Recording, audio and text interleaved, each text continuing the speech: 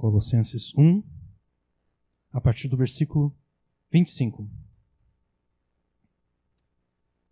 Me tornei ministro da igreja de acordo com a administração de Deus que foi concedida a mim com relação a vós, que é vos dar o pleno cumprimento da palavra de Deus, o qual esteve oculto por épocas e gerações como um mistério, agora, contudo, revelado aos seus santos, aos quais Deus desejou dar a conhecer quais são as abundantes riquezas de glória deste mistério entre as nações, que é Cristo em vós, a esperança da glória. A Ele, a Cristo, nós proclamamos, admoestando e ensinando a cada pessoa com toda a sabedoria, para que apresentemos cada indivíduo perfeito e completo em Cristo. É por essa causa que também trabalho, combatendo conforme o seu poder, que atua eficaz e poderosamente em mim. Amém. Até aqui a palavra de Deus. Eu sou um perfeccionista. O que significa que sempre quando eu me proponho a fazer alguma coisa, eu sempre estabeleço um alvo que eu considero ser o alvo perfeito, o alvo ideal. E então eu luto para atingir o alvo que eu estabeleci. Uma das características positivas de ser um perfeccionista é que eu não me contento com algo que seja menos do que aquilo que eu considero ser perfeito e ideal. Em contrapartida, uma das características negativas de ser um perfeccionista é que eu não me contento com algo que seja menos do que aquilo que eu considero perfeito e ideal. O aspecto positivo é também o aspecto negativo, porque como eu não me contento com algo que eu considero que seja menos do que aquilo que eu considero ser perfeito e ideal, quando eu percebo que eu não vou atingir o alvo que eu estabeleci,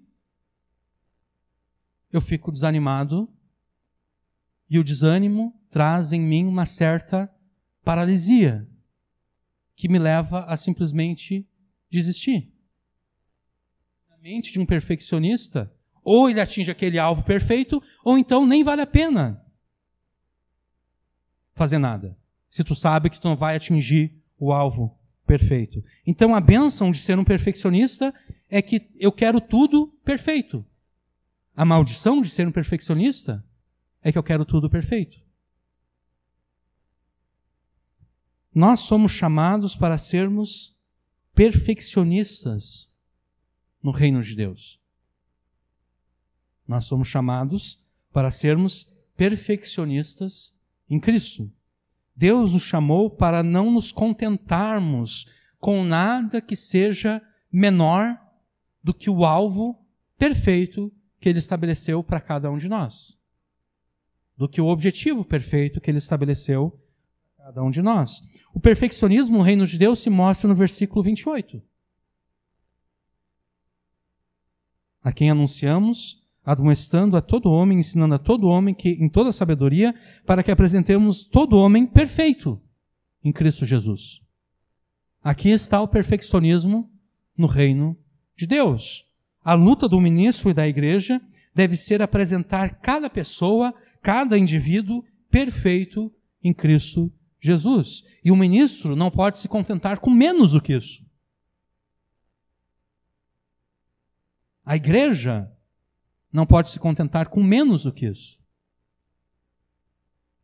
Os crentes individuais não podem se contentar com menos do que isso.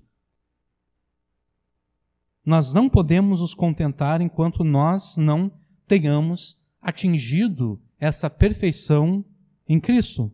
Nós não podemos nos contentar enquanto os nossos irmãos ainda não tenham atingido essa perfeição em Cristo. Nós não podemos nos contentar enquanto as pessoas ao nosso redor, e na verdade todo o mundo, não tenham atingido essa perfeição em Cristo. Porque Paulo fala aqui não de algumas pessoas.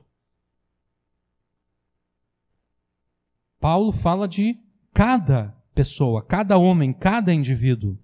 No sentido de que o desejo de Deus é que todo o homem, toda pessoa, toda mulher, seja apresentado diante dele, perfeito, em Jesus. Essa deve ser a nossa luta, que nós, os nossos irmãos e todas as demais pessoas do mundo sejam perfeitas em Cristo. Somos chamados então para sermos perfeccionistas em Jesus. Mas sendo perfeccionistas, nós não devemos reproduzir as características negativas daqueles que, como eu, são perfeccionistas. Nós não devemos nos deixar paralisar pelo desânimo quando nós percebemos que, embora o nosso alvo seja a perfeição, nós não vamos conseguir hoje atingir a perfeição. E quando nós estivermos vivendo o dia de amanhã, a gente não deve permitir que a nossa percepção de que nós não conseguiremos ser perfeitos no dia de amanhã, isso nos paralise e nos leve a simplesmente desistir de tudo, como quem diz, bom, se eu não vou conseguir ser perfeito, então eu não vou fazer nada. Não, a gente tem que pegar o aspecto positivo de ser um perfeccionista sem os aspectos negativos. Em vez da paralisia e do desânimo que leva à desistência, nós devemos continuar lutando em direção à perfeição que foi determinada por Deus. E como é que nós faremos isso? Como é que nós faremos isso? Nos apropriando das riquezas da graça de Deus, nos apropriando das riquezas do poder de Deus, conforme nos ensinam os versos que nós acabamos de ler. Porque nós, pelas nossas próprias forças, nós, em nós mesmos, na nossa própria capacidade, jamais conseguiríamos nos mover um único milímetro sequer em direção à perfeição que Deus determinou para nós. Nós, por nós mesmos, não conseguimos nos mover um milímetro sequer na direção da perfeição que Deus determinou para nós. Mas Deus não nos deixou desamparados. Deus deixou à nossa disposição as riquezas da sua graça, as riquezas do seu poder, nos ordenando que nós nos apropriássemos dela para lutarmos para atingir a perfeição que Ele ordenou a nós e ao restante do mundo. Então, não se deixe paralisar pelas tuas falhas. A gente pode se lembrar daquilo que Paulo falou aos Filipenses. Paulo, lá aos Filipenses, deu um conselho para não se deixar paralisar. A pessoa percebe as suas falhas e ela começa a simplesmente viver no passado. Ela sempre fica olhando para trás, observando as falhas. Não. Aconteceu a falha? Aconteceu a falha. O que a gente pode fazer? Né? Não se pode chorar o leite derramado. O leite foi derramado. Não tem como tu, recolher de volta no copo ele para aproveitar. Não, já era. Aconteceu. A tragédia do leite derramado é a gente não aprender nenhuma lição com leite derramado. Aí sim é uma tragédia. Porque se a gente não aprendeu nada com leite derramado, significa que a gente vai derramar o leite de novo.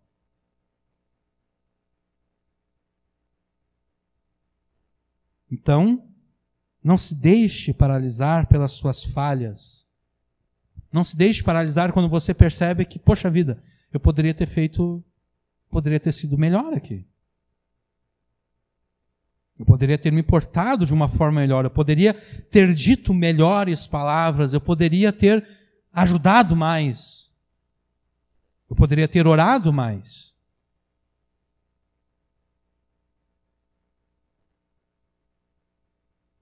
Não se deixe paralisar pelas suas falhas, pela falha que te levou a não chegar no alvo estabelecido por Deus, esse alvo de perfeição. Pelo contrário, ouça a voz do Espírito Santo e continue lutando em direção à perfeição. E a voz do Espírito Santo te ordena o seguinte: lute para ser perfeito e para aperfeiçoar a todas as demais pessoas. De que forma? Se apropriando das riquezas da graça e do poder de Deus. Na última pregação, o nosso foco esteve especialmente no versículo 25. E nós concluímos que jamais devemos subestimar o que a palavra de Deus tem a nos ensinar e nem devemos desprezar o cumprimento dela em nós. E nós apresentamos várias razões, tanto para não subestimarmos o que a palavra de Deus tem a nos ensinar, como também para não desprezarmos o cumprimento dela em nós. E além disso, nós fizemos várias aplicações práticas a partir dessa conclusão. Só que como nós os restringimos ao versículo 25, nós não apresentamos as razões que Paulo dá nos versos seguintes. Nós não apresentamos as razões que Paulo dá nos versos seguintes para que não subestimemos e nem desprezemos a palavra de Deus. No verso 25, Paulo afirma que é responsabilidade do ministro administrar a igreja, para que a igreja alcance o pleno conhecimento e o pleno cumprimento da palavra de Deus. E Paulo termina o verso 25 se referindo exatamente então ao pleno cumprimento da palavra de Deus. E ele continua essa argumentação no versículo 26. O mistério que esteve oculto desde todos os séculos. Aqui o ideal seria terminar o versículo 25 com o pleno cumprimento da palavra de Deus, 2 pontos, dando a entender que a próxima frase vai explicar o que é esse pleno cumprimento da palavra de Deus, o mistério que esteve oculto desde todos os séculos, em todas as gerações, e que agora foi manifesto aos seus santos. Então, continuando a sua argumentação, Paulo afirma que o pleno cumprimento da palavra de Deus é um mistério que o próprio Deus ocultou por épocas e gerações. E aqui estão uma palavra e um conceito que são grandemente abusados e distorcidos pela igreja moderna, especialmente as alas pentecostal e neopentecostal da igreja. Essa ideia, esse conceito de mistério. Anos atrás, a minha mãe, ela estava com um casal, amigo dela, um casal de crentes, e eles levaram ela até a igreja na qual eles eram membros, e na qual eles eram, inclusive, obreiros. Uma igreja aqui no Vale dos Sinos, não importa agora qual é essa igreja. E quando eles chegaram lá, o culto, a reunião já tinha acabado. Eles estavam num outro compromisso, quando eles chegaram na igreja, o culto já havia acabado, e havia pessoas ainda na igreja. Havia um grupo de pessoas que estava conversando, e havia um outro grupo de pessoas que estava orando. E de repente, entre aquele grupo que estava orando, uma pessoa começou a rodopiar, bem rápido, como se fosse um peão, rodopiando. E ao ver aquela cena, a minha mãe automaticamente se lembrou da sua infância, das vezes em que ela frequentou as reuniões ou da Umbanda ou do Candomblé, que popularmente são chamadas de Saravá. A minha mãe se lembrou da sua infância, de como nessas reuniões, às vezes, quando alguém incorporava algum espírito, a pessoa começava a rodopiar, rápido, da mesma forma que aquele irmão estava rodopiando naquela igreja. Então a minha mãe, ela perguntou aos seus amigos se aquela pessoa estava endemoniada e se eles iriam expulsar o demônio daquela pessoa. E a resposta que a minha mãe ouviu foi: não é nada disso. O que está acontecendo aqui é mistério de Deus. É um mistério de Deus o que está acontecendo aqui. Na última pregação, nós afirmamos que nós jamais devemos nos aproximar de Deus, da sua palavra, sem usarmos a totalidade da nossa mente, do nosso intelecto, da nossa capacidade intelectual. Essa é uma das implicações do maior de todos os mandamentos, que, dentre outras coisas, nós devemos amar a Deus de toda a nossa mente, de todo o nosso pensamento. Então agora eu quero que vocês pensem biblicamente. Ficar rodopiando como um peão é uma das manifestações do Espírito? Existe algum relato bíblico em que algum dos apóstolos ou qualquer um outro crente tenha experimentado essa manifestação espiritual de ficar girando feito um peão? Não existe esse relato, né? Quando tratou das várias manifestações do Espírito em 1 Coríntios 12, 13 e 14, Paulo em algum momento citou o dom do rodopio, o dom de rodopiar? Não há nenhuma manifestação do Espírito semelhante a esta. Logo, se nós não temos nem exemplos de que algum dia, na igreja primitiva, algum dos irmãos tenham rodopiado feito um peão, e tampouco nós temos a prescrição apostólica de que é desejável e necessário que essa manifestação ocorra na igreja entre os crentes, qual é a conclusão a que nós devemos chegar com relação a essa pessoa e tantas outras que rodopiam ou urram como leão ou latem como cães, ou até mesmo ficam gargalhando de forma descontrolada? Porque, de novo, nenhuma dessas experiências são citadas como tendo acontecido, e elas tampouco são explicitadas como sendo desejadas de que aconteçam. Então, qual é a conclusão que nós devemos chegar? Das duas, uma. Ou aquela pessoa estava fingindo,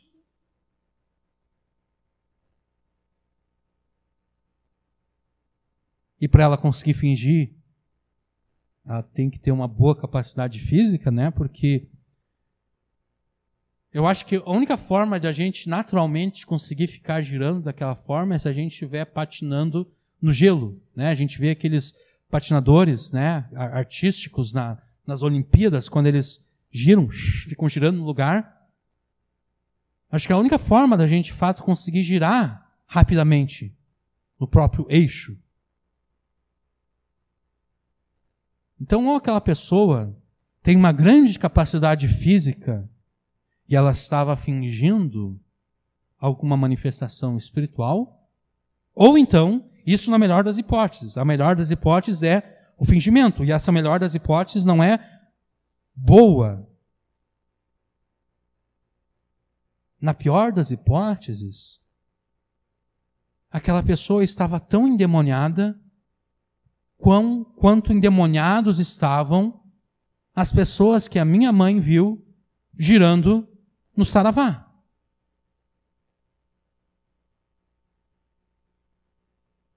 Essas são as duas conclusões que nós podemos chegar. E, no entanto, se a gente for argumentar dessa forma com essas pessoas, se a gente for argumentar dessa forma com esses pastores nessas igrejas, o que a gente vai ouvir? Eles vão defender essas práticas extra-bíblicas e, eu diria, antibíblicas, dizendo, não, isso aqui é um mistério de Deus.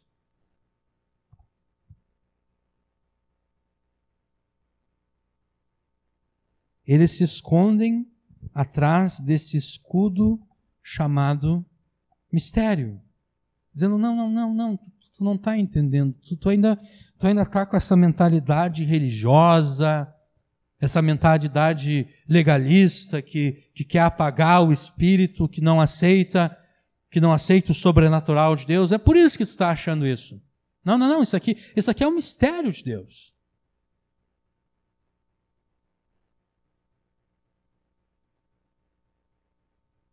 Nós não devemos abusar da palavra de Deus e dos seus conceitos para abrigar crenças e práticas que são claramente extrabíblicas e até mesmo antibíblicas. Nós não devemos abusar, de acordo com o exemplo que eu dei aqui, da palavra e do conceito de mistério apresentados aqui por Paulo para abrigar crenças e práticas que são claramente antibíblicas e extrabíblicas. E por que nós não devemos fazer isso?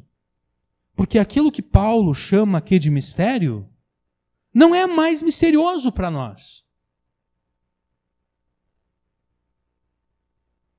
Aquilo que Paulo chama de mistério não é mais misterioso para nós, que somos crentes da Nova Aliança. Aquilo que Paulo chama aqui de mistério era misterioso unicamente para as pessoas que viveram antes da inauguração da Nova Aliança. O que Paulo chama de mistério aqui se refere àquela parte do plano de Deus, do propósito de Deus, que não havia sido revelado por Deus em detalhes antes da inauguração da Nova Aliança. E quem foi que inaugurou a Nova Aliança? Jesus. Em que ocasião Jesus inaugurou a Nova Aliança? Na sua morte, né? Porque quando Jesus estabeleceu a ceia, ele repartiu o pão, dizendo, este é o meu corpo. Então ele pegou o cálice e ele disse, este é o cálice, este cálice é a nova aliança no meu sangue, derramado por vós. Então aquilo que Paulo chama mistério aqui, era misterioso apenas para aqueles santos de Deus que viveram antes da inauguração da nova aliança. Mas para os santos de Deus que estão debaixo da nova aliança, que vivem depois que a nova aliança foi estabelecida, ou seja, nós, para nós, o mistério de Deus não é mais misterioso, porque ele já foi revelado e é exatamente isso que o versículo 26 afirma. O mistério que esteve oculto desde todos os séculos, em todas as gerações, e que agora foi manifesto, agora foi revelado aos seus santos, ou seja, o mistério não é mais misterioso, o mistério já foi revelado.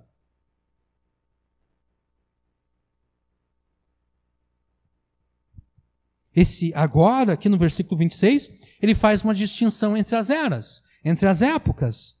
As eras e épocas anteriores à inauguração da nova aliança, e todas as gerações que viveram nessas épocas, e o tempo em que a nova aliança foi inaugurada. Este agora, portanto, ele se refere ao ministério terreno de Jesus, especialmente à sua morte, ressurreição e ascensão aos céus. Logo, quando Paulo fala aqui de mistério, de modo algum ele se refere a crenças e práticas que a gente não consegue explicar e que a gente não consegue encontrar base bíblica, mas que mesmo assim nós devemos praticar. Não. Paulo não está se referindo a isso. Tudo aquilo que a gente deve praticar está claramente ensinado na palavra de Deus.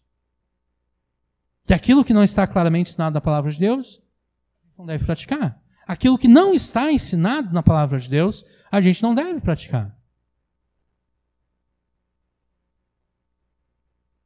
A palavra de Deus não nos autoriza e, de fato, ela nos condena se nós crermos e praticarmos qualquer coisa que não tenha sido prevista por ela e ordenada por ela.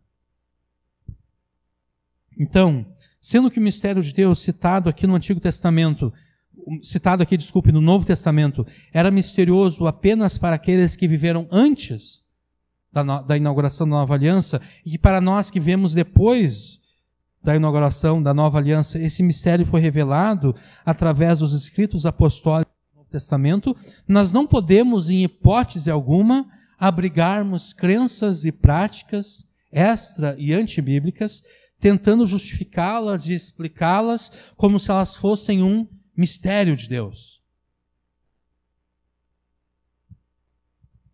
E até aqui nós tratamos o que o mistério de Deus não é. A partir de agora, nós vamos ver o que o mistério de Deus é. Qual é a definição bíblica e teológica de mistério? O mistério de Deus se refere aos aspectos do plano de Deus, do propósito de Deus, que chegaram a ser tratados nas Escrituras do Antigo Testamento, mas que foram tratados de uma forma muito nebulosa. foram tratados de uma forma não muito clara. Esses detalhes, eles só foram revelados aos apóstolos e profetas neotestamentários, após a inauguração da Nova Aliança. Isso pode ser entendido claramente a partir de Efésios 3:5, que é uma passagem paralela a essa aqui de Colossenses. Eu vou ler para vocês aqui, Efésios 3:5. Aquilo que Paulo fala antes, né? Este é o mistério que em outras gerações não foi manifestado aos homens da mesma forma como se revelou agora no Espírito aos seus santos apóstolos e profetas. Ou seja, esse mistério, ele foi manifestado nas gerações passadas, mas não de uma forma clara, não em detalhes. Ele foi manifestado, mas de uma forma nebulosa. Mas agora ele foi revelado de forma clara pelo Espírito Santo aos seus apóstolos e profetas. Os profetas aqui não são os profetas do Antigo Testamento. Isso pode ser percebido, aqui eu estou falando de Efésios 3:5, tá? Isso pode ser percebido de duas formas. Em primeiro lugar, se os profetas fossem os profetas do Antigo Testamento, então o mistério jamais seria misterioso, né? Porque se os profetas tivessem recebido a revelação clara do que esse mistério era, essa revelação já teria sido feita no Antigo Testamento, estaria clara nos escritos dos profetas do Antigo Testamento. Em segundo lugar, Paulo cita primeiro os apóstolos. Da mesma forma como o Espírito revelou aos apóstolos e profetas. Paulo cita primeiro os apóstolos e depois os profetas. Se Paulo estivesse se referindo aos profetas do Antigo Testamento, Paulo teria obedecido uma ordem cronológica. Aos profetas do Antigo Testamento, que vieram antes, e então aos apóstolos, que vieram depois. Como Paulo cita primeiro os apóstolos e depois os profetas, obviamente Paulo está pensando na cronologia do estabelecimento do ministério da igreja. Né? Porque Jesus estabeleceu o quê? Os apóstolos. Jesus nomeou 12 apóstolos. Jesus não nomeou profetas no seu ministério terreno. Né? Ele escolheu 12 apóstolos. Os profetas que aparecem lá em Atos, eles estão estabelecidos depois. Então Paulo segue uma ordem cronológica. Ele fala dos apóstolos, que vieram primeiro, e dos profetas, que são os profetas neotestamentários. Então, quando Paulo escreveu aquilo que está em Efésios, este é o mistério que em outras gerações não foi manifestado aos homens, da mesma forma como se revelou agora no Espírito aos seus santos apóstolos e profetas. Paulo está dizendo que o mistério revelado aos profetas do Antigo Testamento foi revelado aos profetas do Antigo Testamento de uma forma muito nebulosa, sem clareza. Mas agora ele foi plenamente revelado pelo Espírito Santo aos seus santos apóstolos e profetas, aos ministros que Deus deu à igreja. Aos ministros que Deus estabeleceu como base fundante do povo de Deus debaixo da nova aliança. Então, juntando aquilo que Paulo escreveu aos Efésios com aquilo que ele escreveu aqui aos Colossenses, nós podemos dizer o seguinte: aquele aspecto do plano de Deus que permaneceu como um mistério desde a criação até a inauguração da nova aliança, esse plano misterioso de Deus foi revelado pelo Espírito Santo aos seus apóstolos e profetas, os quais, pelo seu ministério, deram a conhecer o mistério de Deus a todos os seus santos. Foi aos santos, conforme diz o versículo 27, foi aos santos aos quais Deus quis fazer conhecer quais são as riquezas da glória deste mistério entre os gentios, que é Cristo em vós, a esperança da glória. E aqui nós encontramos a resposta à questão: que mistério é este? O mistério antes escondido e agora revelado, é a redenção não apenas de Israel. Não, é a redenção de todas as nações. De todas as nações gentílicas. Cristo em vós, Cristo nas nações, Cristo sendo honrado e obedecido pelas nações, é a esperança da glória. Este é o mistério que esteve oculto e que agora foi revelado. Isso pode ser mais claramente percebido quando nós lemos algumas passagens de Efésios, que eu vou ler para vocês aqui. Efésios 1, versículos 9 e 10. E fez com que conhecêssemos o mistério da sua vontade, segundo a sua boa determinação, que nele propôs para a dispensação da plenitude dos tempos, de fazer convergir em Cristo todas as coisas, tanto as que estão no céu, como as que estão na terra. Efésios 3, versículos 5 a 9. Este é o mistério que em outras gerações não foi manifestado aos homens da forma como se revelou agora no Espírito aos seus santos apóstolos e profetas. Isto é, que os gentios são co-herdeiros, membros do mesmo corpo e coparticipantes da promessa em Cristo Jesus por meio do Evangelho. Eu fui feito ministro desse Evangelho, segundo o dom da graça de Deus, que me foi concedida conforme a atuação do seu poder. A mim, o menor entre todos os santos, foi concedida a graça de anunciar aos gentios as riquezas insondáveis de Cristo e de mostrar a todos qual é a dispensação do mistério que desde os séculos esteve oculto em Deus, que tudo criou. Como dissemos antes, então, não é que esse mistério fosse completamente desconhecido no Antigo Testamento. Não, ele até chegou a ser conhecido, mas de forma nebulosa, não com detalhes que o Novo Testamento nos trouxe. O Antigo Testamento ele faz várias referências à salvação dos gentios. O Antigo Testamento faz várias referências à salvação das nações. Só que nenhuma dessas referências nos mostra como os gentios seriam salvos. Nenhuma dessas referências nos mostra como as nações seriam salvas. Se nós lermos essas passagens do Antigo Testamento, esquecendo que o Novo Testamento um dia foi escrito, nós concluiríamos o seguinte: os gentios alcançariam a salvação de que forma? Tornando-se prosélitos judeus, tornando-se discípulos do judaísmo. É dessa forma que os gentios seriam salvos. Tornando-se prosélitos judeus, unindo-se a Israel nas suas peculiaridades. Os homens deveriam ser circuncidados, participando junto com os judeus de todas as cerimônias dos judeus, de todos os sacrifícios dos judeus lá no Templo de Jerusalém. Quando nós lemos o Antigo Testamento esquecendo que o Novo Testamento foi escrito, essa é a conclusão que nós chegamos. As nações gentílicas serão salvas, tornando-se prosélitas dos judeus, discípulos dos judeus, adotando todas as peculiaridades da nação de Israel, a circuncisão e todas as demais coisas, participando junto com Israel das cerimônias e sacrifícios. No entanto,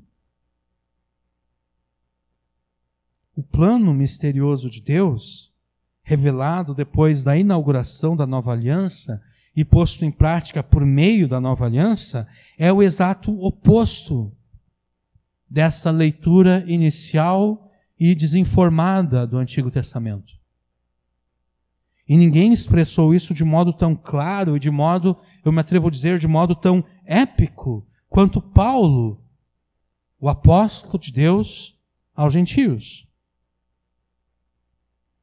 Paulo, escrevendo aos gentios, ele diz o seguinte, lá em Efésios 2, versículos 11 a 22. Portanto, lembrai-vos de que no passado, vós, gentios por natureza, chamados incircuncisão pelos que se chamam circuncisão, feita pela mão dos homens, vós estáveis naquele tempo sem Cristo.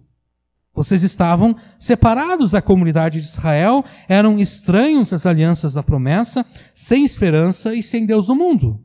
Mas agora, em Cristo Jesus, vós que antes estáveis longe, viestes para perto pelo sangue de Cristo, pois ele é a nossa paz. E de ambos os povos, dos judeus e dos gentios, ele fez apenas um só, derrubando a parede de separação. E no seu corpo de carne e sangue, que foi pregado na cruz, ele desfez a inimizade que havia entre os judeus e gentios. Isto é, ele desfez a lei dos mandamentos contidos em ordenanças, para assim mesmo criar dos dois um novo homem, uma nova humanidade, fazendo assim a paz, e pela cruz reconciliar ambos os povos com Deus, em um só corpo, tendo por ela destruindo a inimizade. Tendo pela cruz destruído a inimizade que havia entre judeus e gentios. E vindo ele, proclamou a paz para vós que estáveis longe e também para aqueles que estavam perto. Pois por meio dele, ambos, tanto judeus como gentios, temos acesso ao Pai no mesmo Espírito. Assim não sois mais estrangeiros, nem imigrantes. Pelo contrário, sois concidadãos dos santos e membros da família de Deus, edificados sobre o fundamento dos apóstolos e dos profetas, sendo o próprio Cristo Jesus a principal pedra de esquina. Nele, em Jesus, em Cristo, o edifício inteiro, bem ajustado, cresce para ser templo santo no Senhor, no qual também vós, juntos, sois edificados para a morada de Deus no Espírito. Este é o mistério que esteve oculto em Deus desde a criação até a inauguração da nova aliança. Até a inauguração da nova aliança, se um gentio quisesse ser salvo, ele teria que tornar-se judeu e cultuar a Deus no templo lá em Jerusalém. A partir da nova aliança,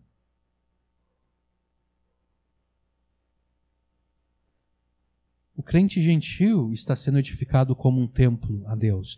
Ele não precisa cultuar a Deus em Jerusalém, não. Ele mesmo está sendo edificado como um templo a Deus.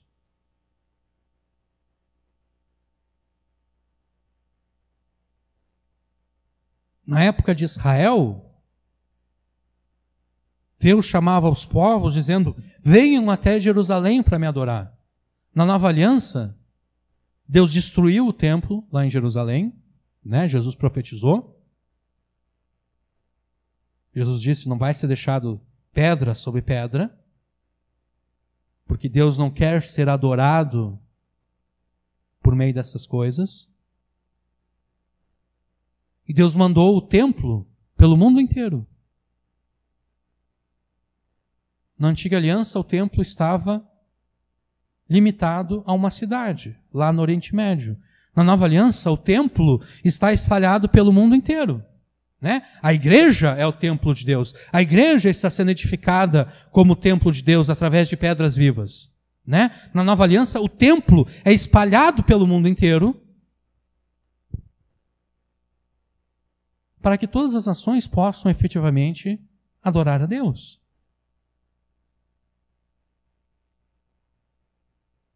Este é o mistério que esteve oculto em Deus e que só foi revelado com clareza pelo Espírito Santo aos apóstolos e profetas. E o próprio Jesus se recusa a falar desse mistério. Isso eu estava pensando enquanto eu preparava esse sermão, só não coloquei aqui. Mas o próprio Jesus se recusa a falar. É só depois que a nova aliança foi inaugurada que Jesus ordena que as nações sejam discipuladas. Antes Jesus só manda os seus apóstolos as ovelhas perdidas da casa de Israel.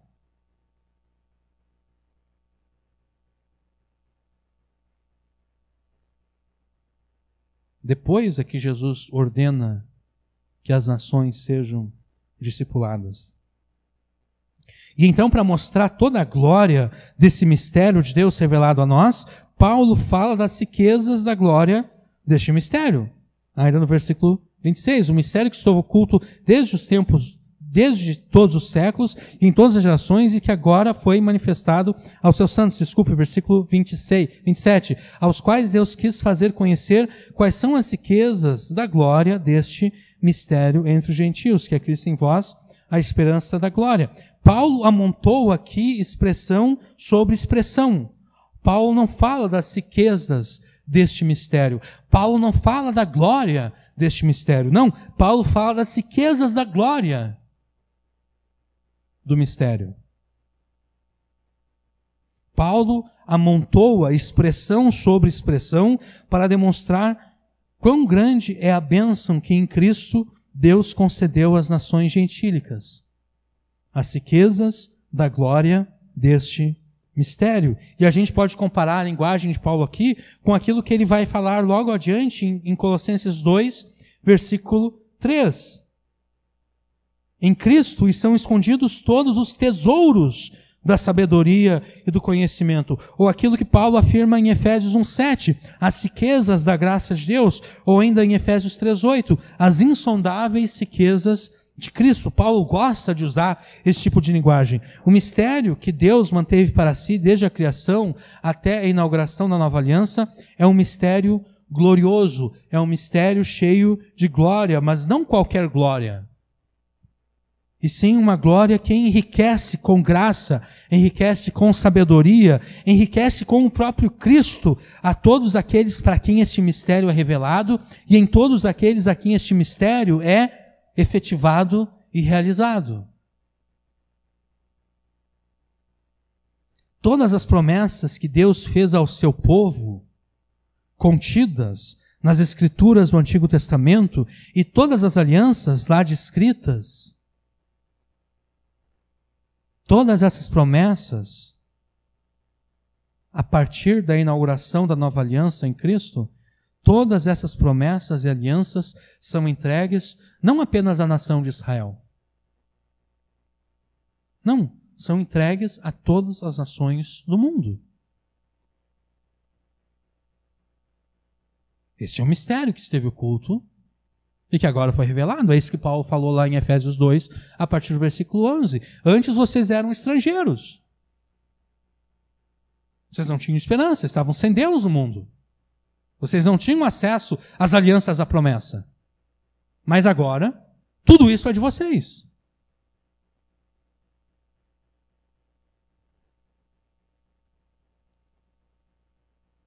Não é de se admirar, portanto, que Paulo, ao iniciar a sua epístola aqui aos Colossenses, ele fez questão de mostrar aos Colossenses como o Evangelho não apenas chegou a eles. A gente viu na primeira pregação Paulo falando que chegou a todo mundo. E já vai frutificando e crescendo em todo mundo. Não é uma coisa que está restrita à Ásia Menor. Não, é uma coisa que chegou a todo mundo. E é por isso que Paulo fala da grande comissão como já tendo sido cumprida no capítulo 1, versículo 23. Se na verdade permanecerdes fundados e firmes na fé e não vos moverdes da esperança do Evangelho que tendes ouvido, o qual foi pregado a toda criatura que há debaixo do céu. É óbvio que na época de Paulo não havia sido pregado a toda criatura que havia debaixo do céu. Mas Paulo vê a grande comissão como já tendo sido cumprida. Paulo diz, Paulo pensa, né? Jesus recebeu toda a autoridade nos céus e na terra. E Jesus, tendo recebido toda a autoridade dos céus e na terra, ordena que todas as nações sejam discipuladas. Logo, o que vai acontecer? Todas as nações serão discipuladas. O Evangelho será pregado a toda criatura que há debaixo do céu.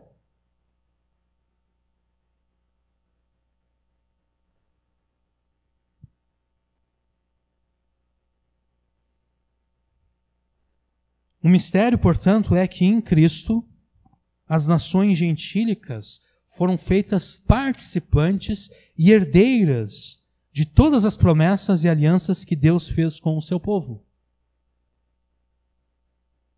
Não mais apenas Israel. Não, Israel e todas as demais nações. E essa participação das nações gentílicas em todas as coisas com a nação de Israel, ela se dá em pé de igualdade.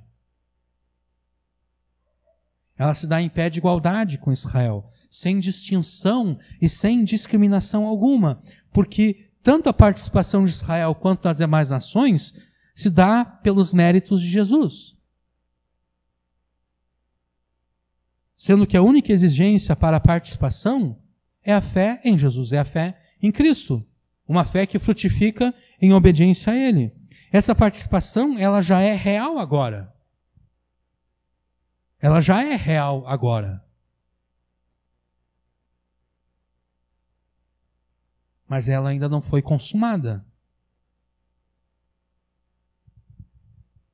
Ela já é real agora e ela deve avançar até que efetivamente o reino do Filho amado de Deus esteja presente em todas as nações e permeie a todos os povos.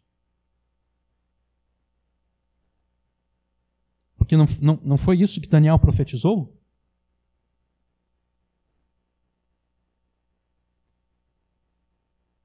Né? Uma rocha veio e destruiu os reinos do mundo. E essa rocha se torna uma montanha. E essa montanha enche a terra.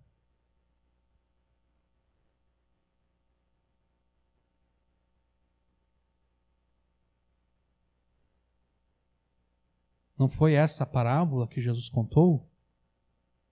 O reino de Deus é como uma semente de mostarda, que é bem pequena.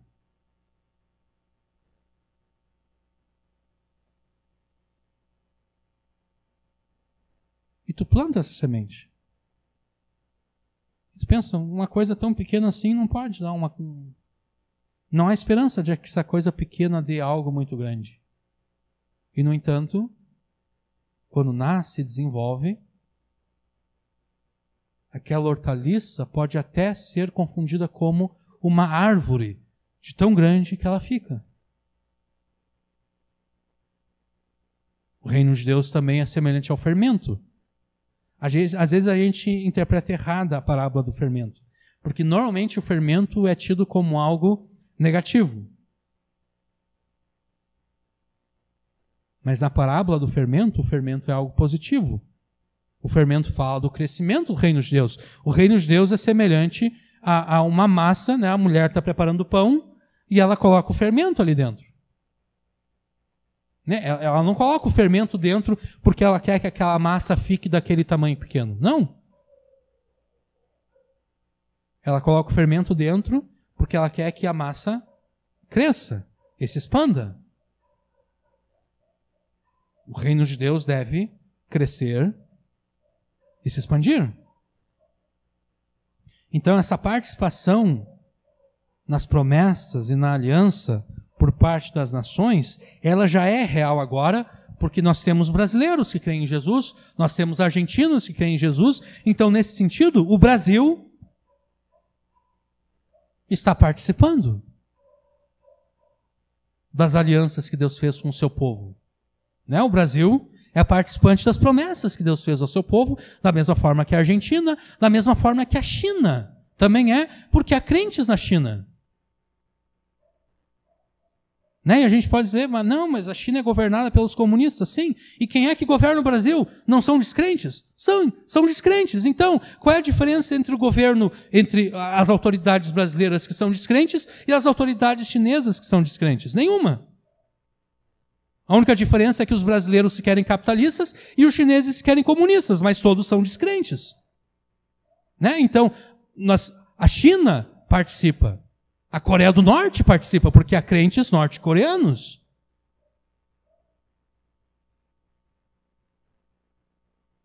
Onde quer que exista um crente pertencente a qualquer nação, aquela nação já é participante das promessas que Deus fez ao seu povo, já é participante da aliança que Deus fez ao seu povo. Mas, obviamente, o reino de Deus que se manifesta naquele crente solitário deve crescer, o reino deve se expandir. Essa participação já é real agora, mas ela deve avançar até que efetivamente o reino do Filho amado de Deus esteja presente em todas as nações e permeie a todos os povos, expulsando dessa forma todo o resquício do domínio satânico das trevas. É por essa causa, Paulo explica este mistério como sendo Cristo em vós. Ou seja, Cristo entre os gentios, Cristo entre as nações gentílicas é a esperança da glória. Que esperança da glória é esta? É a esperança de um mundo tomado e permeado pela glória de Deus.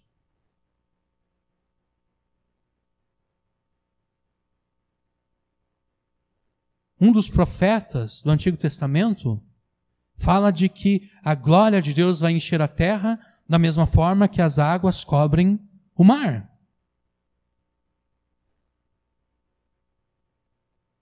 Cristo em vós é o cumprimento dessa profecia. Cristo em vós, a esperança da glória. Cristo em vós, Cristo entre as nações gentílicas, é a esperança de um mundo tomado e permeado pela glória de Deus. E agora vem a pergunta, tá bom, mas por que Deus manteve isso em segredo? Né? Por que Deus manteve isso como um mistério para si mesmo, revelando plenamente esse mistério somente após Jesus ter efetuado a sua obra redentora? O que você faz quando você quer surpreender a pessoa que ama? Você quer fazer uma festa. Você quer comprar um presente para a pessoa que ama. Você conta a essa pessoa todos os detalhes da festa que você está planejando?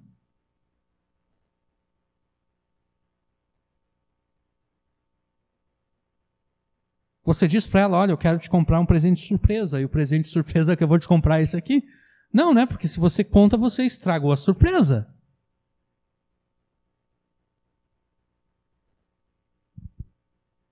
Quando você quer surpreender a pessoa que ama, você planeja a festa em segredo. Você faz mistério acerca daquilo que você está fazendo.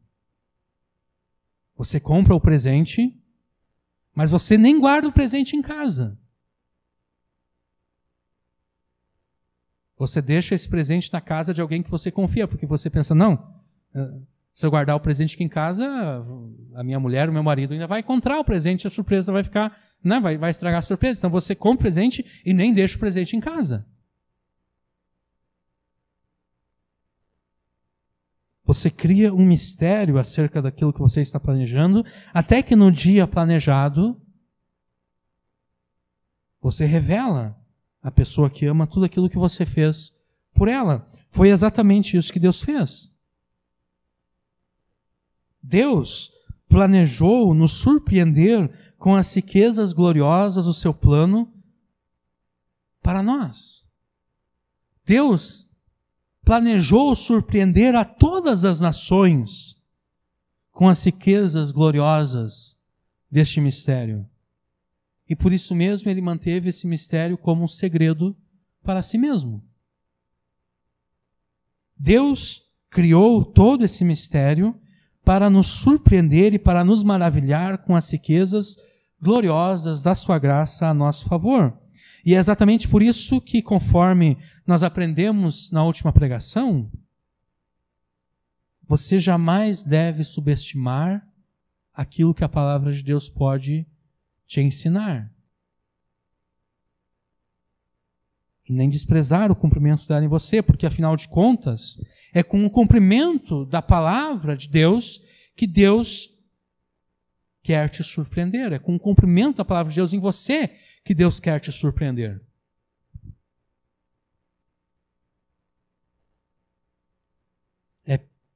É por meio desse pleno cumprimento que Ele quer te maravilhar com as riquezas da sua glória e do seu poder. O pleno cumprimento da palavra de Deus em você é tão especial para Deus que ele manteve em segredo.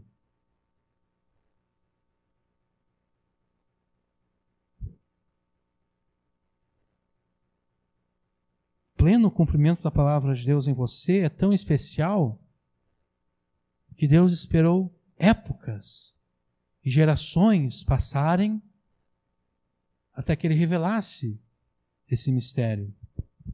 E sendo que o cumprimento pleno da palavra de Deus em você é tão especial para Deus a ponto de ele ter mantido isso em segredo, ai de você se você desprezar e subestimar o cumprimento da palavra de Deus. Porque Deus nem despreza, nem subestima este cumprimento.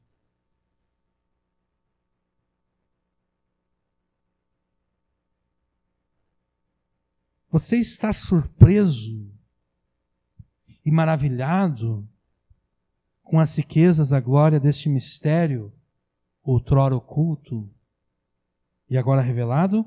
Ou para você as riquezas da glória deste mistério não... Eu pensei que fosse algo melhor. Sabe, no fim das contas, eu até preferia que esse mistério de fato fosse alguém girando. Parece mais interessante. Às vezes a gente pensa assim.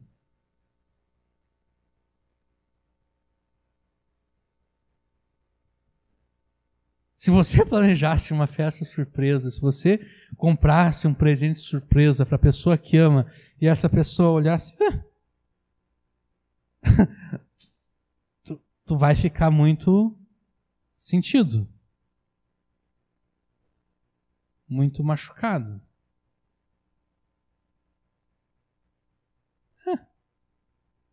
Preferia outra coisa.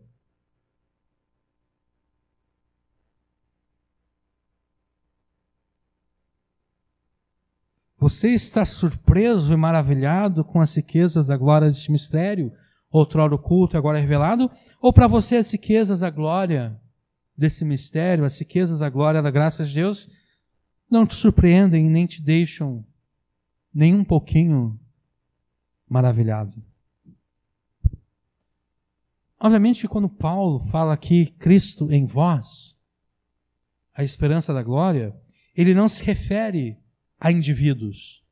Né? Antes eu fiz a aplicação Cristo em você. Né? Mas a ideia de Paulo aqui é Cristo entre os gentios, Cristo em meio às nações gentílicas. Mas vamos esquecer disso por um momento. Vamos personalizar essa frase. Cristo em você, a esperança da glória. Cristo em você é a esperança de que a tua vida será transformada pela glória de Deus. E então você olha para a tua família toda bagunçada, toda cheia de problemas. Cristo em você é a esperança de que a tua família será transformada pela glória de Deus.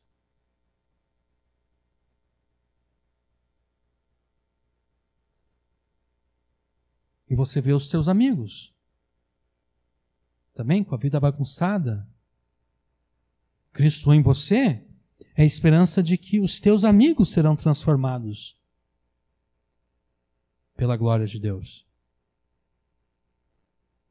E então você observa a cidade na qual você mora, o estado, a nação.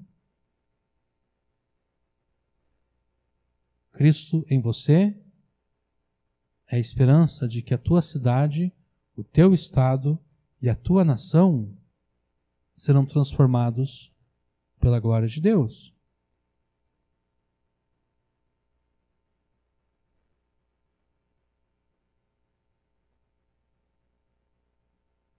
Você estando em Cristo e Cristo estando em você é a solução para os teus problemas, para os problemas da tua família. para os problemas dos teus amigos, da tua cidade, da tua nação. Tudo que você precisa fazer é o quê? É se apropriar das riquezas gloriosas deste mistério. Ou como eu coloquei aqui, se apropriar das riquezas gloriosas da graça de Deus. E como é que você faz isso? Como é que você se apropria dessas riquezas? A gente pode começar pela conclusão da última pregação. Jamais subestime o que a palavra de Deus tem a te ensinar. Nem despreze o cumprimento dela em você. O que significa que, para apropriar-se das riquezas gloriosas da graça de Deus, você deve apropriar-se da palavra de Deus. Idealmente, nesse ponto, nós repetiríamos toda a pregação da semana passada, mas nós não vamos fazer isso.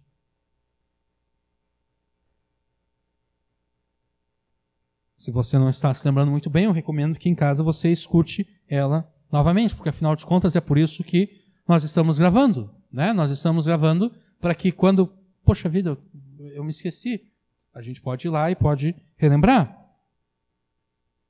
A palavra de Deus tem a solução para todos os teus problemas.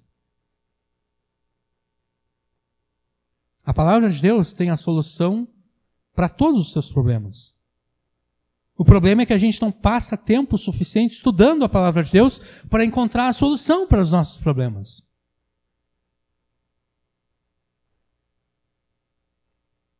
Esse é o problema, essa é a questão. A solução está ali.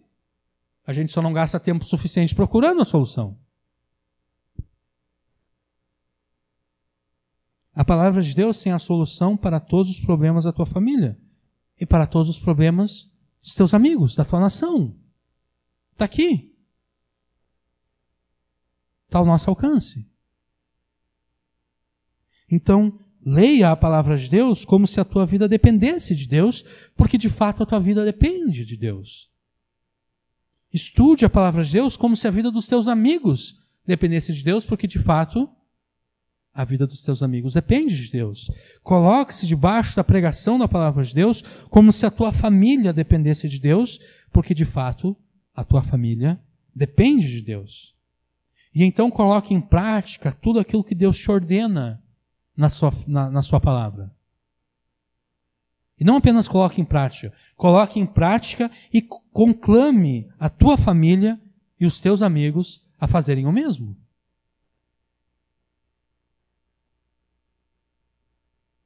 Porque a tua família não vai ser transformada enquanto você não conclamar eles.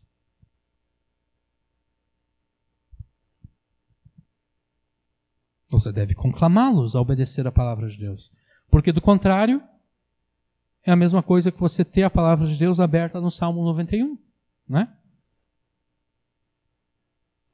Muita gente, hoje em dia eu não sei se ainda continua assim, mas no passado, muita gente religiosa tinha lá a Bíblia aberta no Salmo 91.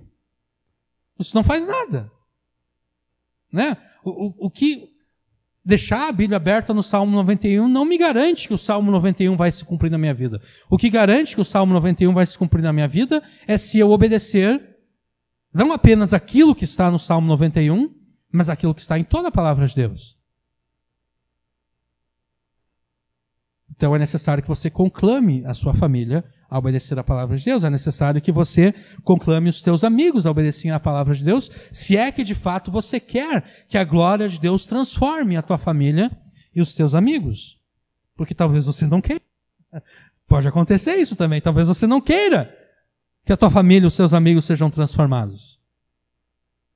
Né? A gente pode se encontrar numa situação de frieza espiritual tal que a gente não se importa se de fato as pessoas serão transformadas ou não pela glória de Deus.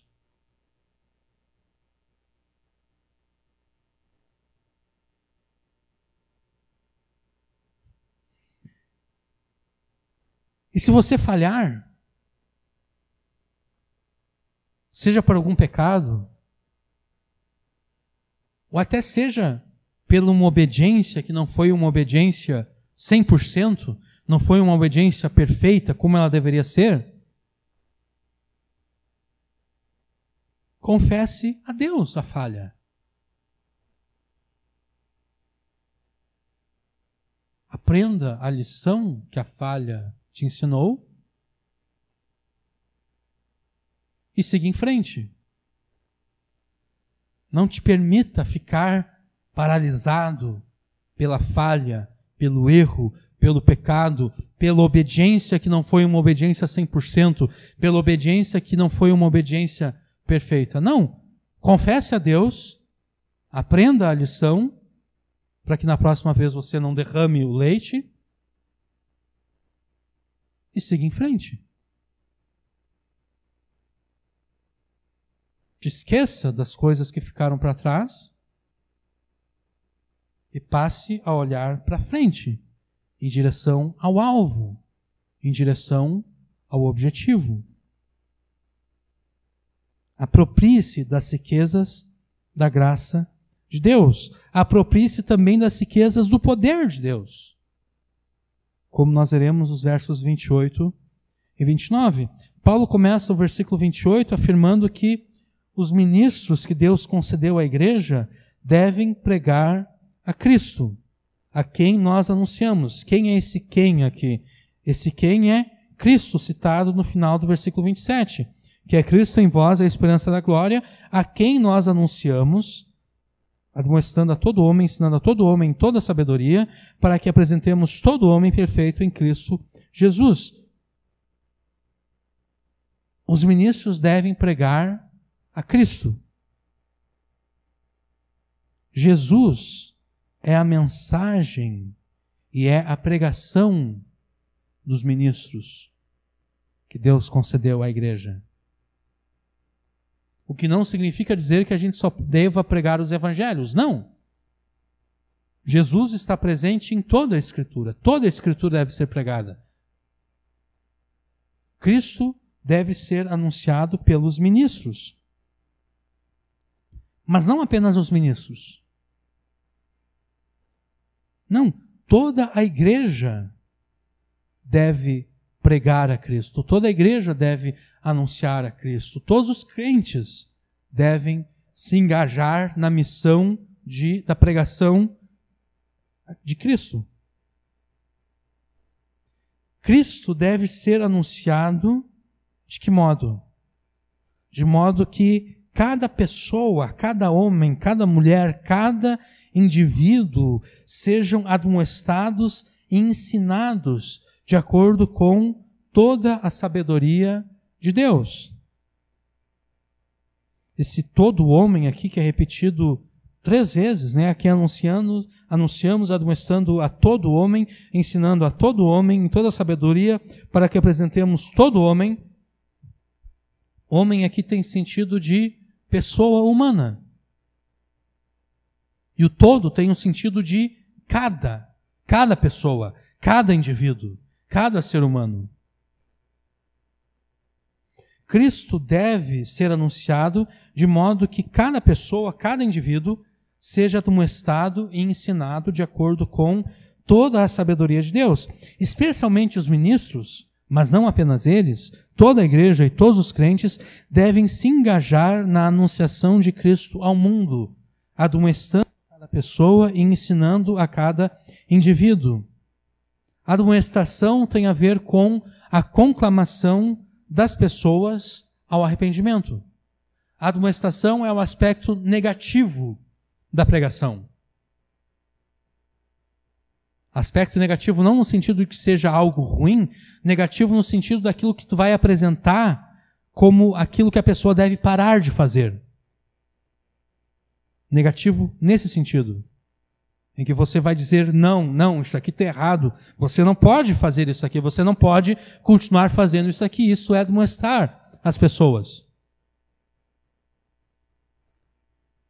É conclamar as pessoas ao arrependimento, a conclamar as pessoas à mudança de mente, a trocar aquela cosmovisão que é inimiga de Deus pela cosmovisão do Filho amado de Deus.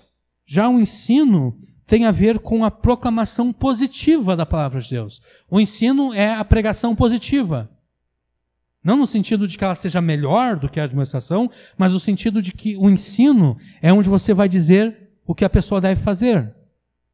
A administração, você diz o que ela não pode fazer, E o ensino você diz o que ela deve fazer no lugar dos pecados que ela antes cometia.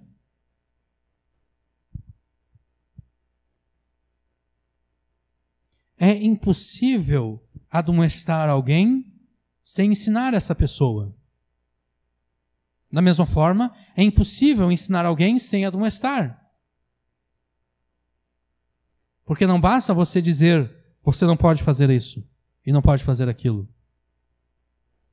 Você tem que dizer para a pessoa também o que ela deve fazer no lugar, né? Você tem que dizer, em vez de fazer isso, você deve fazer aquilo.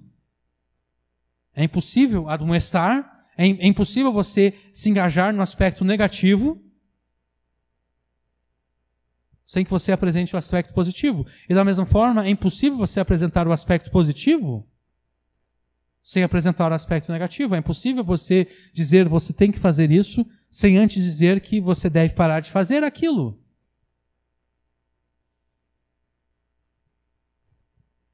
Essas duas ações, a admoestação e o ensino, elas são complementares, elas devem ser executadas conjuntamente a cada pessoa, a cada indivíduo. Ou seja, cada pessoa, cada indivíduo devem ser alvos da nossa pregação, na qual nós anunciamos a Cristo com admoestação e ensino que devem ser feitos de acordo com a sabedoria de Deus, não de acordo com a nossa sabedoria.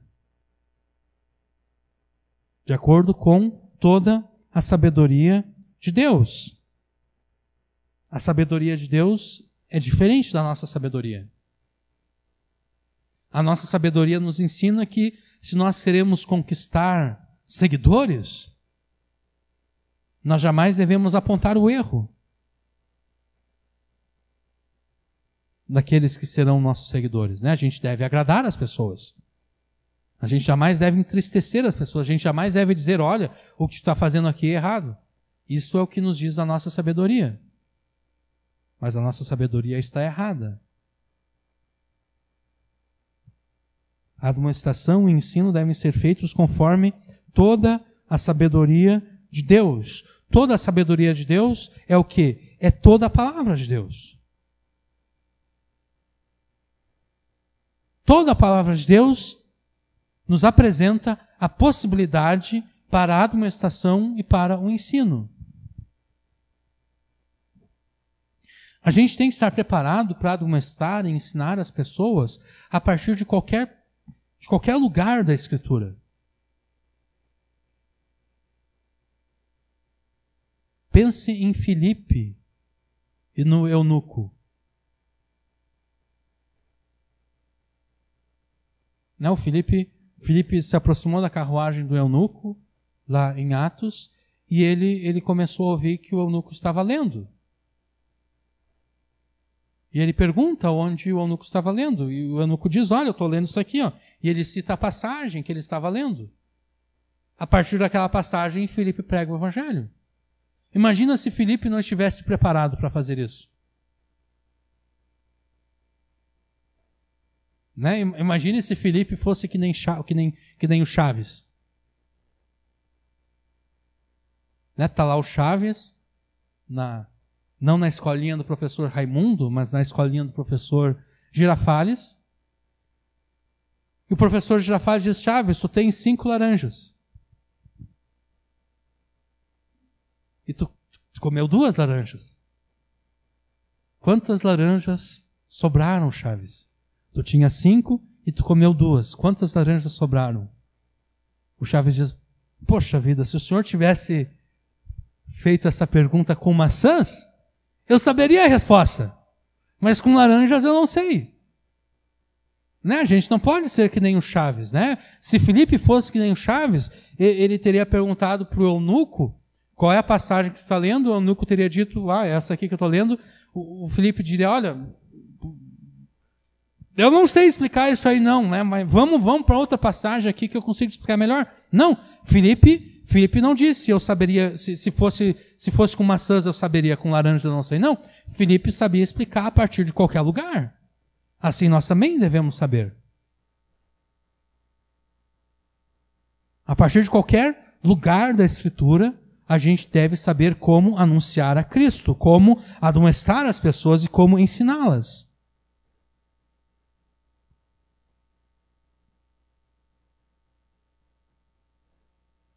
E por que isso? Por que nós devemos nos incomodar a ponto de sabermos admoestar e ensinar as pessoas a partir de qualquer lugar da Escritura? Por que nós devemos nos importar, nos incomodar a saber como pregar a Cristo a partir de qualquer parte da Escritura, de acordo com toda a sabedoria de Deus? Por quê? Porque é a função dos ministros, é a função da igreja e é a função de todos os crentes apresentar a Deus cada pessoa, cada indivíduo perfeito e completo em Cristo. É assim que o versículo 28 termina.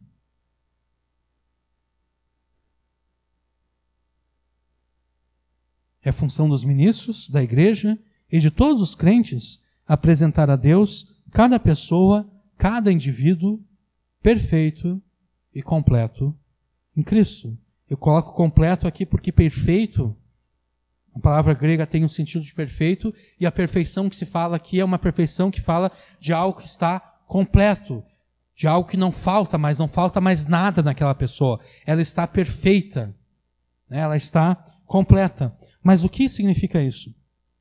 Bom, a humanidade, ela foi criada por Deus segundo a imagem do próprio Deus. Mas essa imagem, quando Adão pecou, essa imagem ela foi desfigurada. Alguns dizem que ela foi destruída, mas ela não foi destruída. Porque se ela tivesse sido destruída, a humanidade não seria mais humanidade, porque o que distingue a humanidade do restante da criação é o fato de que a humanidade, e apenas ela, foi criada segundo a imagem de Deus.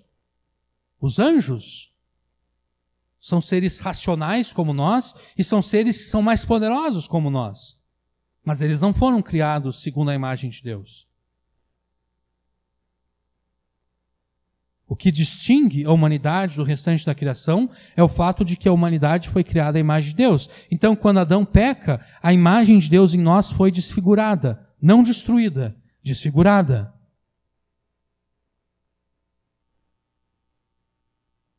Cristo veio a este mundo como um segundo Adão, como o último Adão.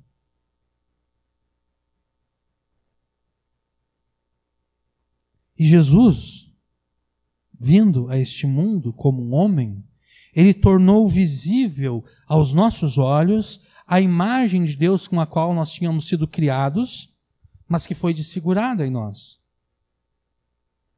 Isso nós já vimos aqui em Colossenses. Versículo 15, capítulo 1, versículo 15. O qual é a imagem do Deus invisível. Nós fomos criados à imagem de Deus, a imagem de Deus foi desfigurada em nós. Jesus vem a este mundo tornando visível aos nossos olhos a imagem de Deus que foi desfigurada em nós. E o propósito de Deus é qual? Transformar os seus filhos à imagem de Jesus. E a imagem de Jesus é a imagem de quem? É a imagem de Deus. É comum os escritores do Novo Testamento falarem do propósito que Deus tem de transformar os seus filhos à imagem de Deus. Porque o propósito de Deus é restaurar aquela imagem que foi desfigurada, é restaurar essa imagem.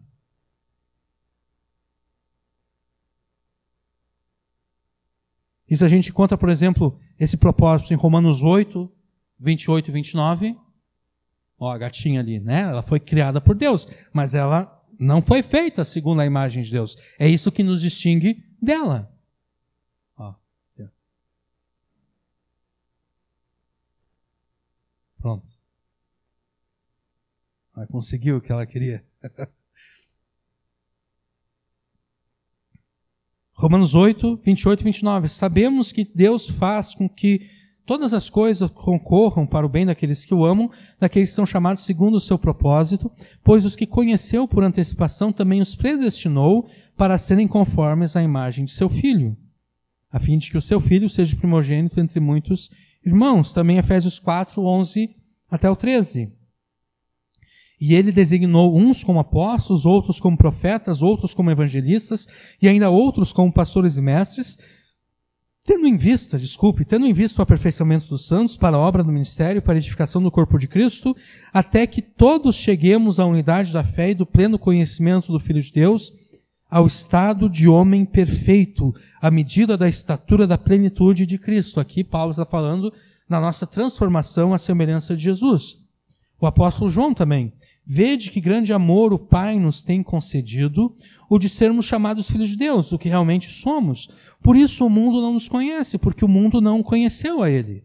Amados, nós somos filhos de Deus e ainda não se manifestou o que havemos de ser, mas sabemos o seguinte: quando Ele se manifestar, nós seremos semelhantes a Ele, pois o veremos como Ele é. E todo aquele que tem nele essa esperança purifica a si mesmo, assim como ele é puro. Estes e muitos outros textos bíblicos falam do propósito de Deus transformar os seus filhos à imagem de Jesus. Essa transformação, ela é operada por quem? Ela é operada sobrenaturalmente pelo Espírito Santo. É uma operação sobrenatural do Espírito Santo. O que não significa dizer que ela ocorra como num passe de mágica. A gente jamais pode confundir as operações do Espírito Santo como um passe de mágica. Nada do que o Espírito Santo opera em nós ocorre num passe de mágica. Sabe por quê? Porque Deus governa este mundo segundo a lei da causalidade. Deus governa este mundo segundo a lei da causa e do efeito.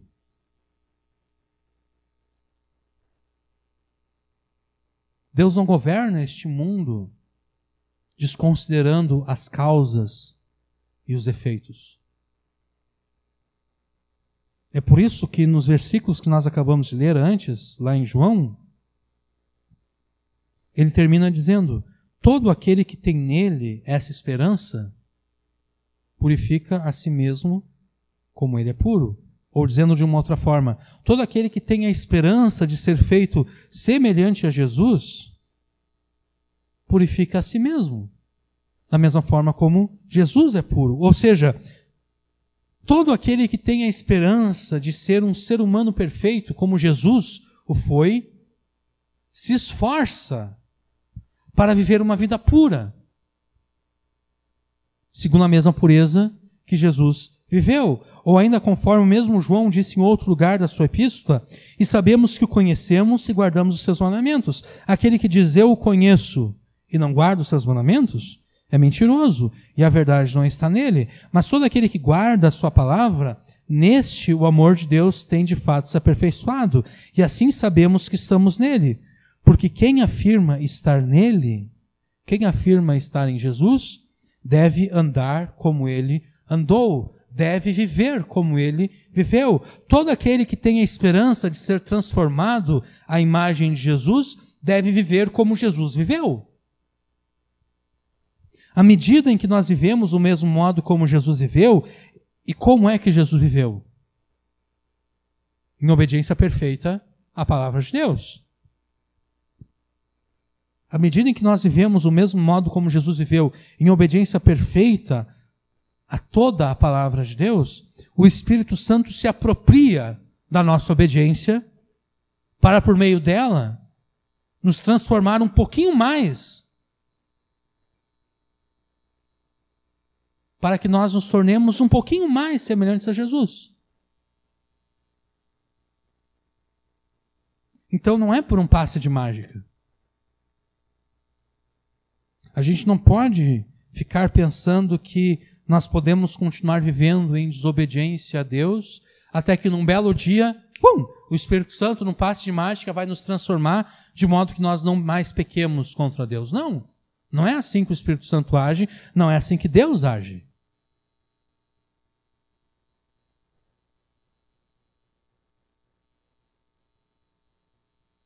nós devemos ser perfeccionistas no sentido de que nós devemos ter como alvo o alvo que Deus determinou para nós. E o alvo que Deus determinou para nós é Jesus.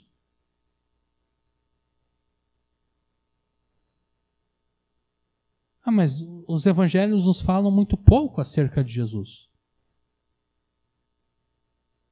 Né? A gente não sabe muita coisa acerca de Jesus. Como é que eu posso ter como modelo alguém acerca do qual eu não sei muita coisa? Eu não tenho detalhes da vida de Jesus. Eu não sei como Jesus resolveu. Eu não sei se Jesus chegou a enfrentar a crise que eu estou passando. E se Jesus chegou a enfrentar a crise que eu estou passando, eu não sei como ele venceu essa crise, porque isso não aparece em Mateus, Marcos, Lucas e João. A questão é que a gente não precisa saber tudo que Jesus enfrentou e como Jesus enfrentou e venceu todas as coisas. Não, a única coisa que a gente precisa saber é que Jesus obedeceu perfeitamente a palavra de Deus. Ou seja, quando a palavra de Deus nos diz que Jesus é o nosso alvo, a palavra de Deus está dizendo que o nosso alvo é uma obediência perfeita à palavra de Deus. É isso. Então, na verdade, eu não preciso ter conhecimento de detalhes da vida de Jesus para saber como Jesus enfrentou e venceu determinada crise, determinada situação. Não. A única coisa que eu preciso saber é que todas as coisas que Jesus enfrentou, ele enfrentou e venceu por meio da obediência dele à palavra de Deus.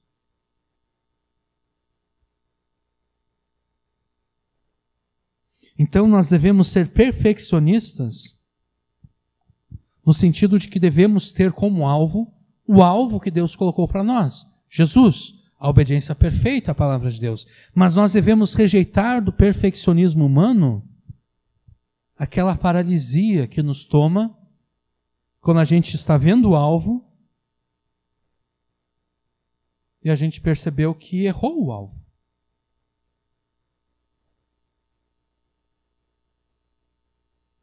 A gente percebeu que pecou, ou então a gente até obedeceu, mas não obedeceu como deveria. Nós devemos rejeitar do perfeccionismo humano essa paralisia que nos toma quando nós percebemos que não somos capazes ou que não seremos capazes de atingir o alvo que Deus estabeleceu para nós. Sigamos o conselho de Paulo aos Filipenses. Quando percebemos que mesmo na nossa obediência nós ficamos aquém, confessemos isso a Deus, aprendamos a lição que deve ser aprendida, então esquecemos o que ficou para trás e sigamos em frente. Em vez de ficarmos paralisados, siga em frente, que sigamos em frente, nos esforçando no Espírito Santo para, através da palavra e por meio do seu poder, sermos aperfeiçoados cada vez mais, até que sejamos perfeitos e completos em Cristo, porque esse é o objetivo. Tornar-se perfeito, tornar-se completo em Cristo, chegar à estatura do homem perfeito.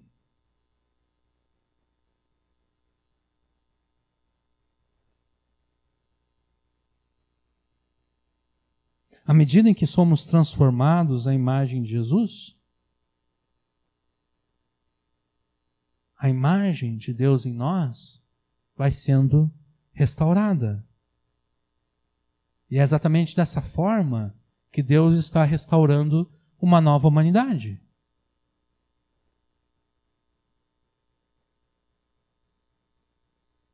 Mas o objetivo de Deus não é que apenas nós sejamos participantes dessa nova humanidade.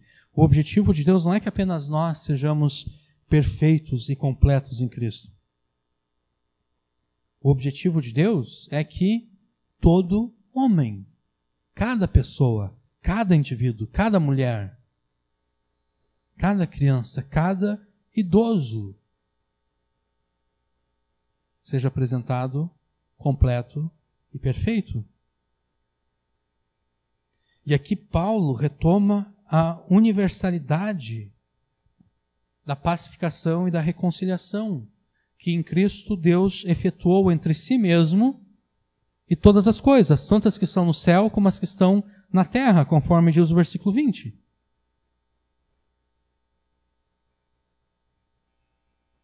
A reconciliação e pacificação efetuadas por Deus através do sacrifício de Jesus se estende a toda a criação, se estende a toda a humanidade.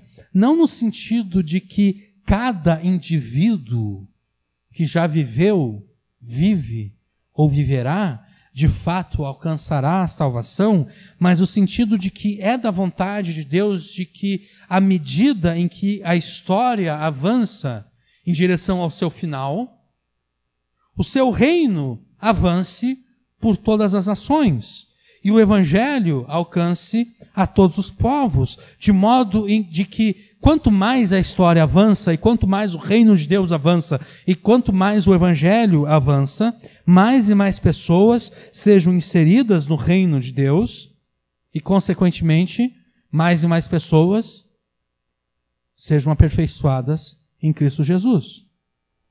O propósito de Deus, esse mistério glorioso que enriquece a todos aqueles que são tocados por Ele, é que todas as nações sejam discipuladas. Todas as nações sejam ensinadas a obedecer toda a palavra de Deus, da mesma forma que Jesus obedeceu toda a palavra de Deus. Porque, afinal de contas, o mistério de Deus, tão especial para Ele, é Cristo em vós, a esperança da glória. Cristo em vós, os gentios, a esperança da glória. Cristo em vós, todas as nações, a esperança de um mundo transformado e permeado pela glória de Deus, conforme disse o profeta. A glória de Deus vai encher a terra da mesma forma que as águas cobrem o mar.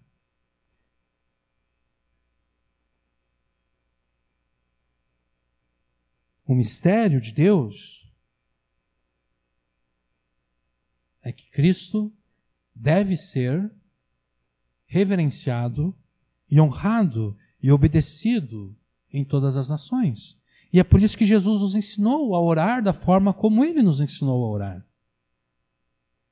Né?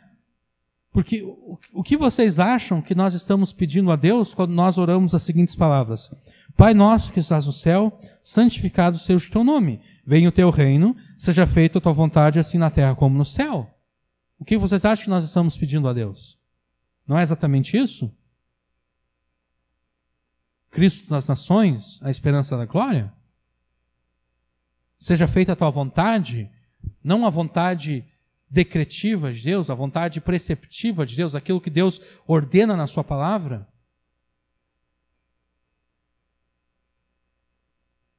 Que a vontade de Deus seja feita na terra, da mesma forma como nenhum anjo que hoje está no céu se recusa a cumprir a vontade de Deus.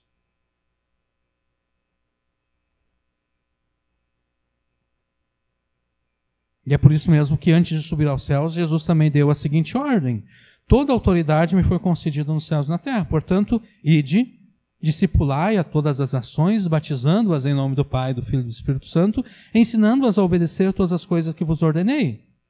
Para que aconteça o quê? Para que se cumpra o mistério de Deus. Cristo em vós, a esperança da glória. E eis que convosco todos os dias até o final dos tempos.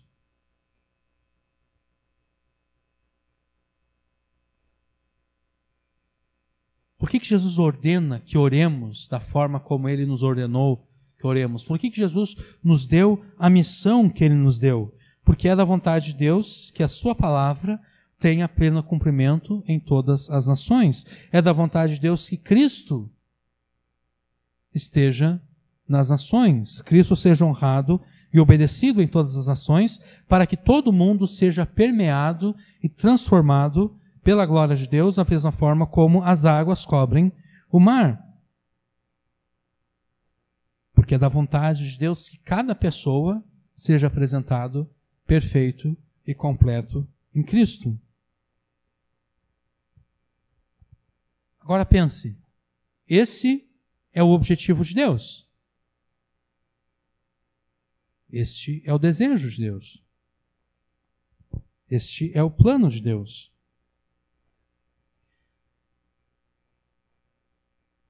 Você acha que Deus vai conseguir concretizar o seu plano ou não?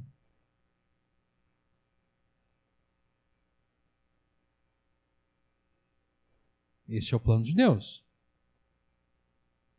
Ele vai conseguir concretizar este plano ou não? De fato, todas as nações honrarão e obedecerão a Jesus? Ou não?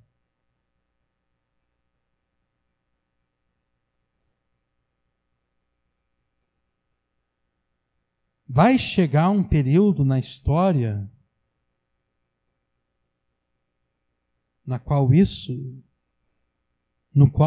período masculino, no qual, de fato, isso será cumprido ou não?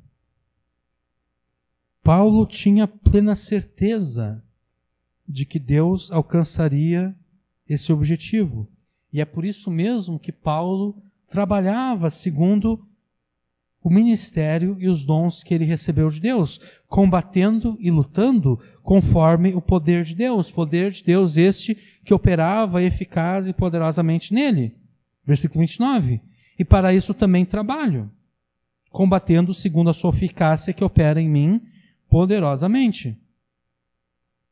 Algumas semanas atrás, com base no versículo 11, nós afirmamos que o poder de Deus está presente na vida daqueles que, apesar das suas dificuldades e sofrimentos, perseveram até o final. Ali está o poder de Deus.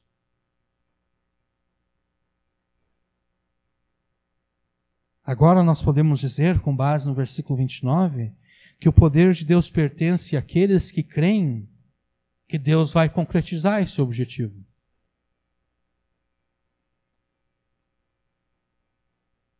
O poder de Deus pertence àqueles que creem que, de fato, vai chegar um momento na história em que todo homem, cada indivíduo, cada pessoa será apresentado perfeito diante de Deus. O poder de Deus pertence àqueles que creem que de fato vai chegar um momento na história em que Deus, acima de tudo, não vai ser apenas um slogan político, mas de fato vai ser uma realidade.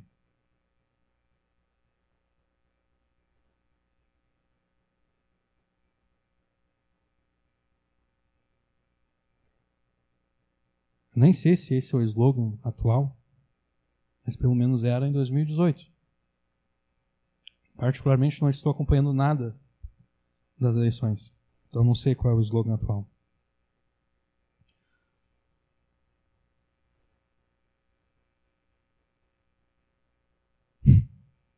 Eu ia falar uma coisa, não vou. O poder de Deus pertence àqueles que acreditam que a grande comissão, de fato, será concretizada. Não é porque... Por que você iria querer o poder de Deus se você não crê que Deus é poderoso para alcançar esse objetivo que Ele determinou?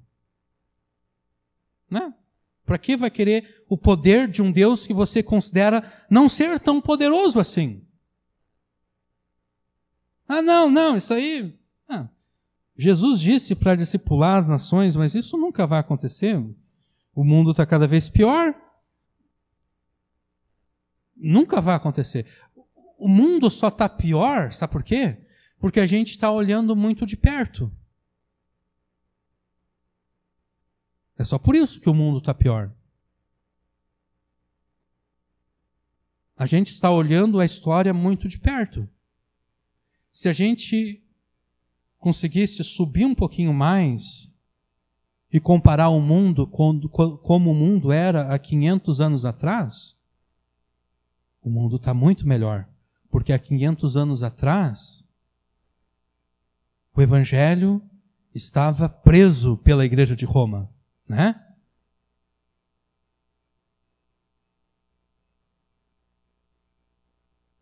O Evangelho estava qual a palavra de Deus? Perdida no meio dos escombros do templo, lá no templo no templo do rei Josias.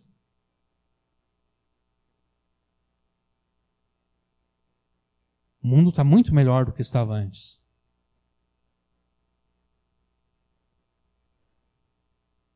Parece que ele está pior simplesmente porque a gente está pensando em termos de aquilo que era a realidade há 20 anos atrás, há 30 anos atrás. Aí parece que está pior.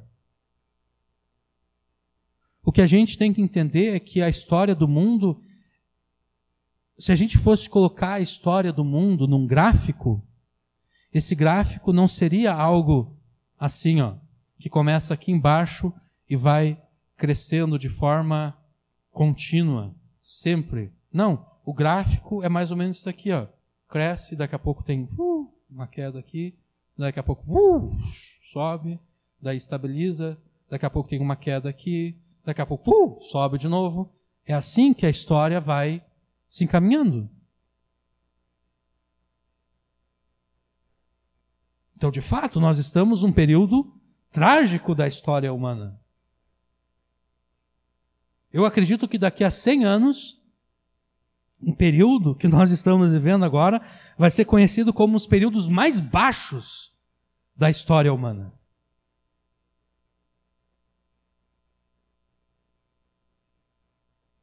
Em que as pessoas simplesmente abandonaram tudo aquilo que elas sabiam ser verdadeiro. Né? Começou com a Terra plana. Desde os antigos gregos, a gente sabe que a Terra é um globo. Hoje em dia as pessoas não sabem mais, elas pensam que a Terra é plana. Começou com a Terra plana. Se vai para a área do sexo, daí as pessoas, o homem não sabe se ele é um homem, a mulher não sabe se ela é uma mulher. Né? As pessoas simplesmente começaram a duvidar do conhecimento que Deus deixou claro. Por isso que eu digo, daqui a 100 anos, ou talvez daqui a 200 anos, o período de história que a gente está vivendo agora vai ser como um dos pontos mais baixos da história, onde as pessoas se tornaram tão burras a ponto de duvidar que elas são aquilo que elas são. E é necessário que isso ocorra. É necessário que a história passe por essas depressões. Sabe por quê? Porque é necessário que Jesus derrote todos os seus inimigos. E como é que Jesus derrota os seus inimigos? Na história. Da mesma forma que nós somos santificados na nossa vida pessoal. Nós sempre somos santificados a partir de uma crise.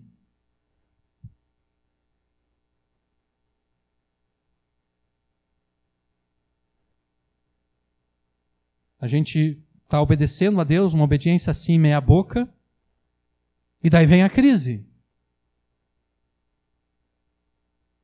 E daí a gente percebe que aquela obediência meia boca não vai nos levar a lugar nenhum. Pronto. Fomos santificados.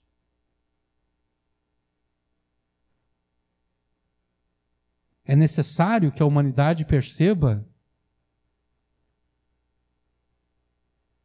que duvidar dos fatos que estão claros na natureza não traz nada, não traz nenhum efeito positivo, pelo contrário, traz efeitos negativos. Esse é o processo pelo qual Cristo vai estar no meio das nações. Por quê? Eu estou me enrolando aqui, né? Eu tô entrando por avenidas que eu não deveria de entrar, mas igual eu vou entrar. Salomão, o homem mais sábio do mundo, ele se desviou. Ele se desviou. E eu creio que foi do propósito de Deus que Salomão se desviasse, para que ele pudesse escrever Eclesiastes. Eclesiastes, a gente pode dizer, é a carta de reconciliação de Salomão com relação a Deus. Porque como Salomão termina Eclesiastes? Ele termina dizendo que o dever de todo homem é obedecer a Deus, é temer a Deus, porque Deus vai trazer a juízo todas as coisas. Era necessário que Salomão tivesse a queda terrível que ele teve, para que ele percebesse que não existe vida nenhuma que é digna de ser vivida além de uma vida de obediência a Deus. Salomão caiu para que nós não precisássemos cair.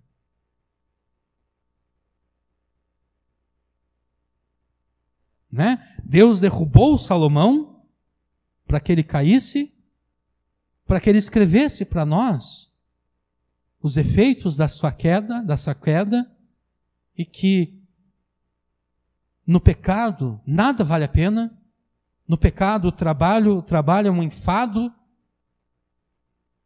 né? Mesmo o estudo no pecado é algo enfadonho, porque tu pode escrever livros e livros e livros, e tu nunca vai terminar de ler esses livros, e tu nunca vai de fato chegar ao conhecimento verdadeiro. Era necessário que Salomão passasse por isso, para que nós pudéssemos aprender isso sem precisarmos ter a mesma experiência que ele teve. É por isso que a história, é por isso que para nós agora parece que está cada vez pior. Mas não vai ser sempre assim. Alguém já disse que a idiotice não impera no mundo real. A idiotice ela não funciona no mundo real.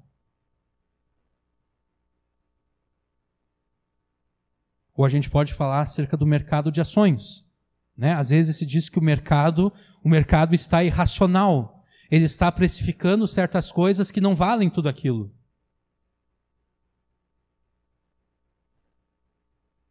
Né? Quando a Nubank fez o IPO, ela estava num certo patamar. Né? E haviam determinadas pessoas que diziam: como é que a Nubank pode valer mais do que um Itaú? O mercado estava dando um preço que de fato não coincidia com a realidade. Quando o mercado deixou de ser irracional, as ações da Nubank caíram.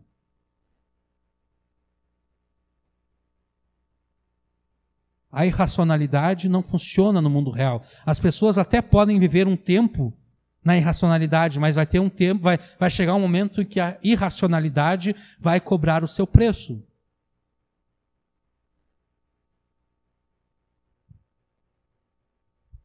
Voltando aqui. Por quê? Por que é que você iria querer o poder de Deus se você não crê que Deus é poderoso para alcançar o objetivo que o próprio Deus estabeleceu? Para que eu vou querer o poder de um Deus que não é tão poderoso assim? Né? O que você poderia fazer com esse poder? Porque, afinal de contas, o poder de Deus deve ser usado para alcançar o propósito que Deus determinou. Mas se eu não creio que Deus vai conseguir alcançar esse propósito, para que eu usaria o poder de Deus? Eu dou a resposta, sabe para quê? Para fingir que é o Espírito Santo que está fazendo alguém girar. É para isso que a gente vai usar o poder de Deus. Entendeu? É para ficar urrando como leão. É para ficar latindo como cão. É para ficar rindo de forma descontrolada, dizendo que é o Espírito Santo que está rindo. Sim, é óbvio, essas pessoas não creem que Deus de fato é poderoso para alcançar o objetivo que Ele determinou.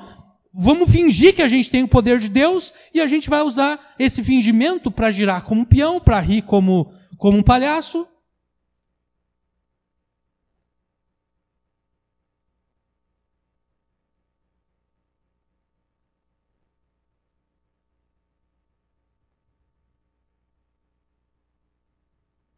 que uso você teria para o poder de Deus se você não crê que Deus tem o poder de usar a igreja e os crentes para discipular as nações e ensiná-las a obedecer a sua palavra? Que uso você teria para o poder de Deus? Aproprie-se do poder de Deus através da tua obediência à palavra de Deus e especialmente através da oração. Através da comunhão com Deus. Porque se eu não mantenho comunhão com Deus, como é que eu posso esperar que Deus haja com poder através da minha pregação?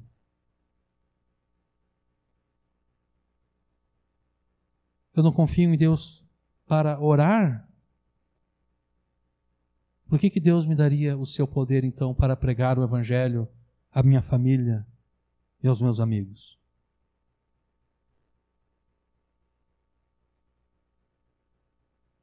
Aproprie-se do poder de Deus através da tua obediência a Deus e comunhão com o Espírito Santo, através da oração, e você verá o poder de Deus agindo na tua vida para te aperfeiçoar, você verá o poder de Deus agindo na tua família para aperfeiçoar a tua família, para transformar a tua família, você verá o poder de Deus agindo nos teus amigos para transformá-los e aperfeiçoá-los, você verá o poder de Deus agindo na tua nação, para transformar a tua nação e para aperfeiçoar a tua nação. Aproprie-se das riquezas do poder de Deus. Eu falo das riquezas do poder de Deus porque Paulo usa 3 palavras diferentes aqui para falar do poder de Deus. Paulo usa aqui eficácia, opera, o verbo operar, e poderosamente. 3 palavras para falar do poder de Deus. Então, por isso que eu falo das riquezas do poder de Deus. Ele, da mesma forma que antes, ele amontoou palavras para falar acerca da riqueza, da glória, do mistério, agora ele amontoa palavras para falar acerca do poder de Deus. Então, aproprie-se das riquezas, da graça e do poder de Deus. Deus te chamou para que você seja um perfeccionista. Deus te chamou para que você seja um perfeccionista em Cristo. Deus estabeleceu para você o alvo e o objetivo que você deve atingir.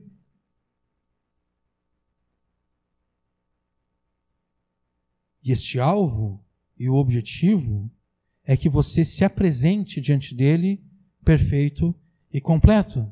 Mas além disso, é que você apresente diante dele as pessoas que estão na tua vida perfeitas e completas diante dele. Esse é o objetivo. Esse é o alvo.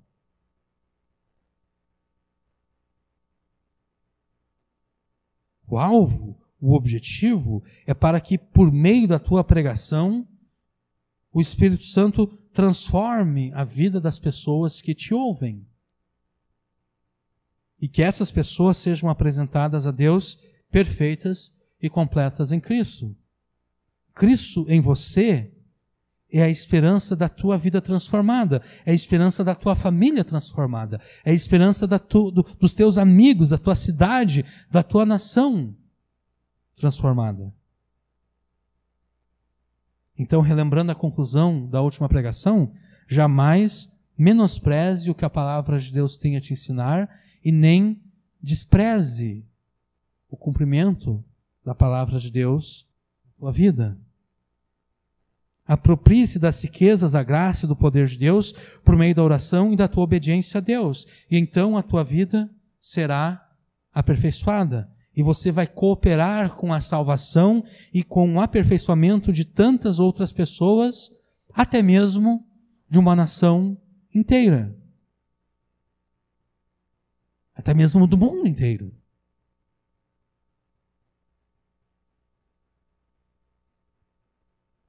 Seja um perfeccionista em Cristo E jamais se deixe paralisar quando você ficar aquém da perfeição que Deus estabeleceu para você. Se você ficar aquém, seja pelo pecado, ou seja por uma obediência que não é tão perfeita assim, uma obediência que não é 100%, confesse a Deus, aprenda a lição que deve ser aprendida e siga em frente, confiante. Não confiante em si mesmo, mas confiante nas riquezas da graça e do poder de Deus. Porque, como a gente disse antes, nós, por nós mesmos, não podemos nos mover 1 milímetro sequer em direção à perfeição que Deus estabeleceu. Mas pela graça e pelo poder de Deus, nós podemos e devemos atingir o alvo e o objetivo de Deus.